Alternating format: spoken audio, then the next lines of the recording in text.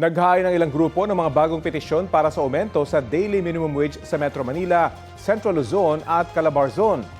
Ayon sa Unity for Wage Increase Now, hiling nila ang aumentong 505 pesos sa daily minimum wage sa NCR. 640 pesos increase naman ang ipinipetisyon ng Central Luzon for Wage Increase Now sa Aurora Province at 600 pesos sa iba pang probinsya sa Central Luzon. Sa ngayon, 560 hanggang 600 pesos ang daily minimum wage para sa non-agriculture sector doon. Sa Calabarzon o Cavite, Laguna, Batangas, Rizal at Quezon provinces, 600 hanggang 692 pesos na wage increase ang hiling ng Workers Initiative for Wage Increase Southern Tagalog. Kasalukuyang nasa 508 hanggang 600 pesos ang arawang sahod sa Region 4A. Ayon sa mga grupo, hindi na nila nakakabuhay ang current minimum wage sa bansa lalo't lumalala ang krisis partikular sa petrolyo. Ito raw ang kanilang hakbang dahil hindi umano sinusuportahan ng Administrasyong Marcos ang mga manggagawa.